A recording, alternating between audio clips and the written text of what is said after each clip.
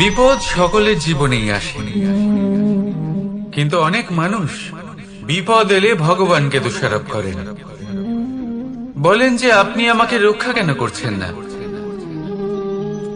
আপনার প্রতি আমার মনে অপার ভক্তি, সর্বদা আপনার জপ করি, তাও আপনি না আমাকে এই বিপদ মুক্ত হওয়ার কোনো পথ দেখাচ্ছেন, না এই বিপদ থেকে আমাকে বের করছেন।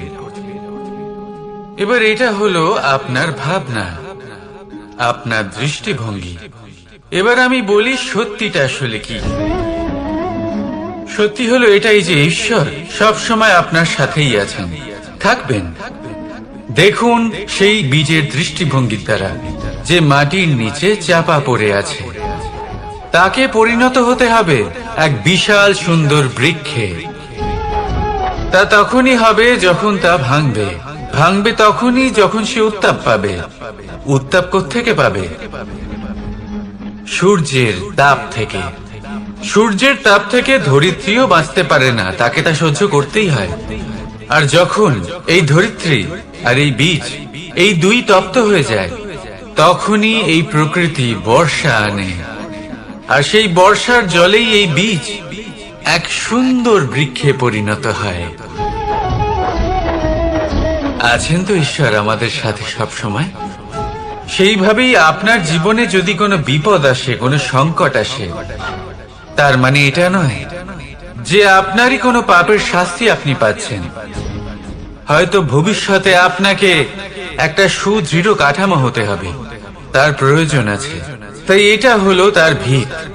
যতটা শিখবেন, যতটা শক্তিশালী হবেন, ততটাই দৃঢ় কাঠামো হবেন।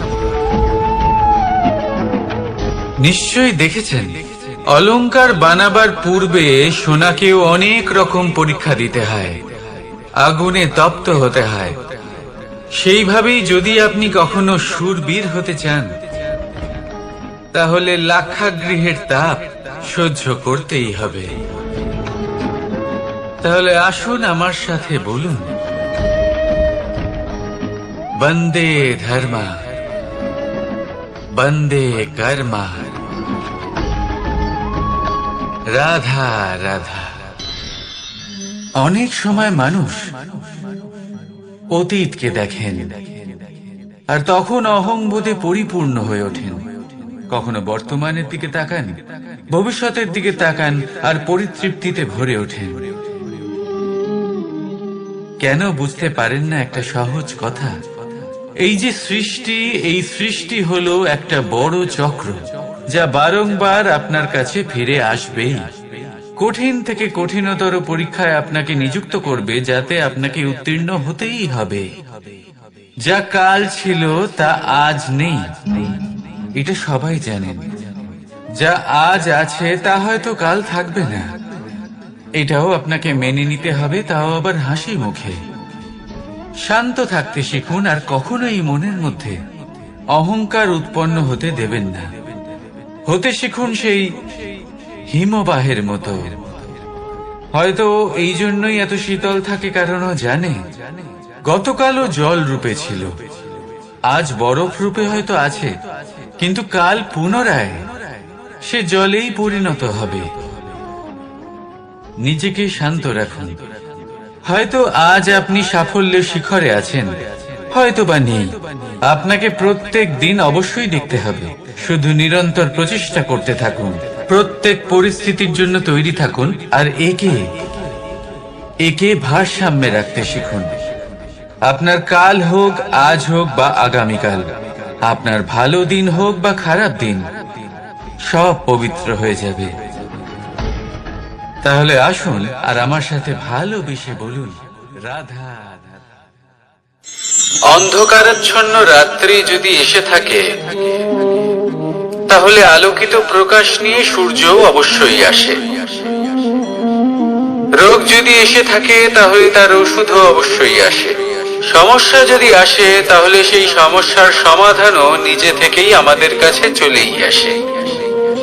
এই সংসার, এই জীবনের শুধুমাত্র একটাই নিয়ম আছে, আর তা হলো এটাই: এই সংসার হলো একটা চক্রের মতো। এতে শাশ্বত বলে কিছু নেই, নিত্য বলে কিছু নেই, আর যা কিছুই রয়েছে সব বদলাতে চলেছে।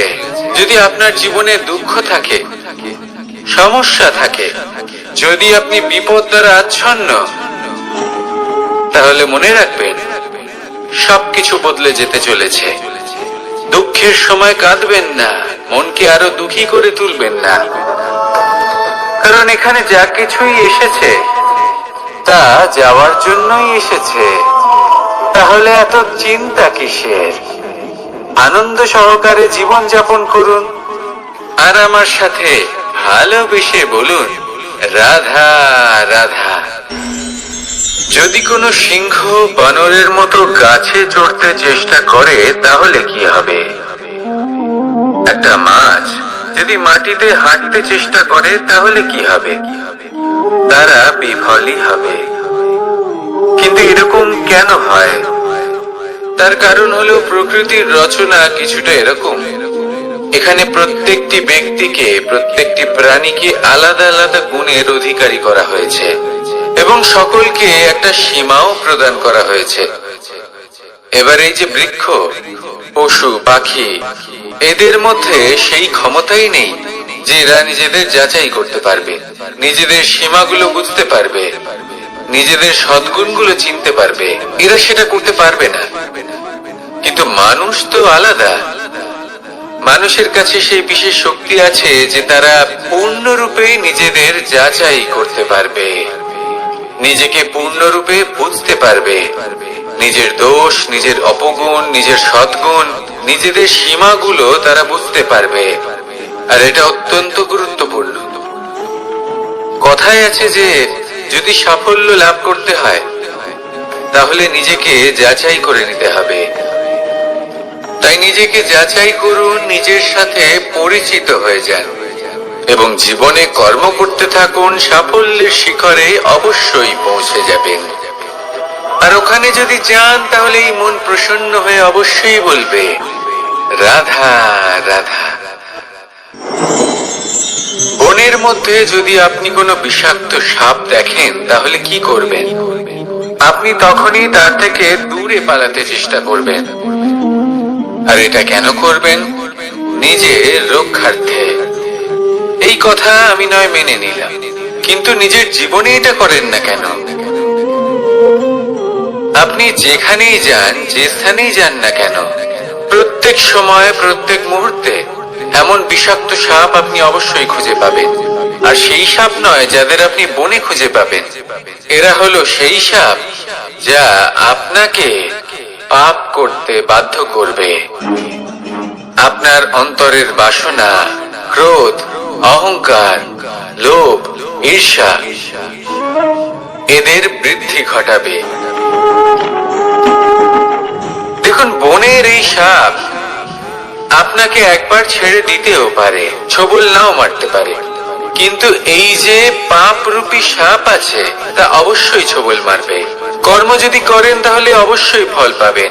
সেই জন্য যখনই কোথাও যাবেন, যদি এমন কাউকে দেখেন, যদি এমন কিছু দেখেন যে আপনাকে পাপ করতে বাধ্য করছে, তাহলে সেই মুহূর্তে সেখান থেকে পালিয়ে যান। যেমন বনের সাপ দেখে আপনি পালাতে থাকেন।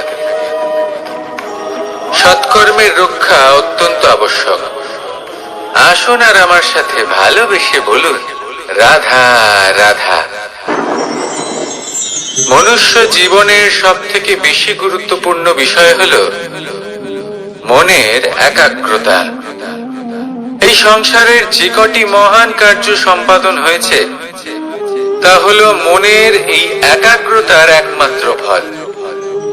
আপনি অবশ্যই দেখে থাকবেন, অনেক ছোট বড় নদী যা বয়ে চলে তাদের সামনে একটা বাঁধ নির্মাণ করা হয় সেই সব নদীর জল সঞ্চয় করতে। বাঁধ হয়ে গেলে প্রয়োজন মতো বা মনের ইচ্ছে মতো তাকে ব্যবহার করা সম্ভব। এবার এটাই আমাদের মনের সাথেও সম্ভব। আমাদের মনের একাগ্রতা আজকের দিনে দাঁড়িয়ে বিভিন্ন ধরনের বিকার, ক্রীড়া এবং ভোগের মধ্যে ভাগ হয়ে গেছে। একে একত্রিত করতে হবে, একটা বাঁধ নির্মাণ করতে হবে, কর্মের বাঁধ। আপনাকে শুধু এটাই করতে হবে, যেটা উচিত কর্ম সেটাই করুন, যেটা অনুচিত কর্ম সেটা করা থেকে নিজেকে বিরত রাখুন।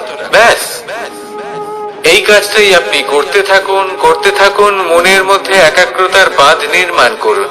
আর একবার যদি তা নির্মাণ হয়ে যায়, তাহলে যখন চাইবেন, যেখানে চাইবেন, যতটা চাইবেন, একাগ্রতা প্রয়োগ করতে পারবেন। আর একবার যদি আপনি এটা শিখে যান, তাহলে এই সংসারকে বদলে ফেলার মতো কাজ আপনি করতে পারবেন, সমাজকে শোধরাবার মতো কাজ করতে পারবেন। তাহলে এই মন